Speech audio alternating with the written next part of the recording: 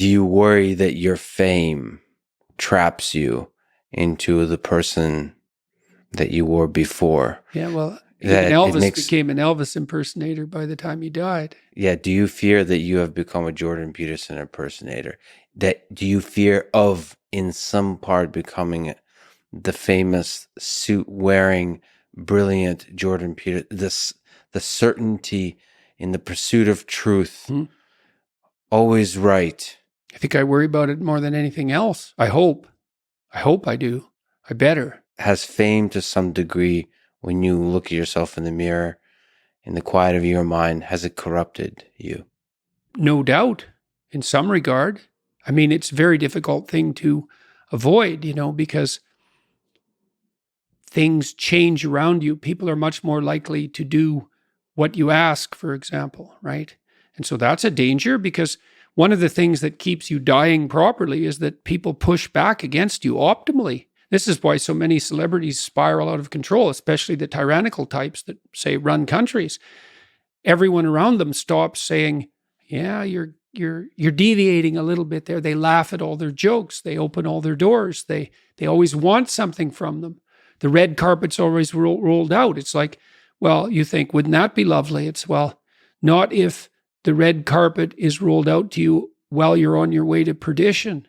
That's not a good deal. You just get there more efficiently.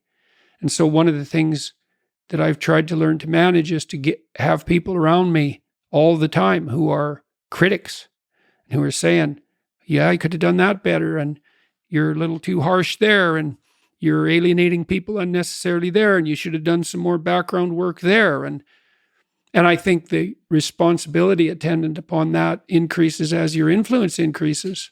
And as your influence increases, then that becomes a lot of responsibility. So, and then maybe have an off day. And here's an example. I've been writing some columns lately about things that perturb me, like the forthcoming famine, for example. And it's hard to take those problems on. It's difficult to take those problems on in a serious manner, and it's frightening. And it would be easier just to go up to the cottage with my wife and go out on the lake and watch the sunset.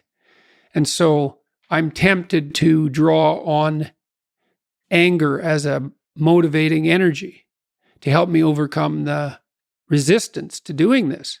But then that makes me more harsh and judgmental in my tone when I'm reading such things, for example, on YouTube, than might be optimal. Now, I've had debates with people about that, because I have friends who say, no, if you're calling out the environmentalist globalists who are harassing the Dutch farmers, then a little anger is just the ticket. But then others say, well, you don't want to be too harsh because you alienate people who would otherwise listen to you. It's like, that's a hard balance to get right. But also maybe anger hardens your mind to where you don't notice the subtle, quiet beauty of the world. The quiet love that's always there, that permeates everything. Sometimes you can become deeply cynical about the world if it's the Nietzsche thing. Yeah. Battle not with monsters, lest ye become a monster. Yeah. And if you gaze into the abyss gazes also into you. Right. But I would say, bring it on. Right? Because that's why I also say, knowing that he's absolutely right, but if you gaze into the abyss long enough, you see the light, not the darkness. Are you sure about that? I'm betting my life on it. Yeah, that's a heck of a bet. Well, because it might distort your mind to where all you see is abyss. Is abyss. Yeah. Is the evil in this world. Well, then I would say you haven't looked long enough. That's back to the swords, the flaming swords. It's like, so I said the whole story of Christ was prefigured in that image. It's like the story of Christ psychologically is radical acceptance of the worst possible tragedy. That's what it means. That's what the crucifix means. Psychologically, it's like gaze upon that which you are most afraid of. But that story doesn't end there, because in the story, Christ goes through death into hell. So death isn't enough. The abyss of innocent death is not sufficient to produce redemption. It has to be a voluntary journey to hell. And maybe that's true for everyone. And that's like, there is no more terrifying idea than that, by definition. And so then, well, do you gaze upon that? Well, who knows? Who knows?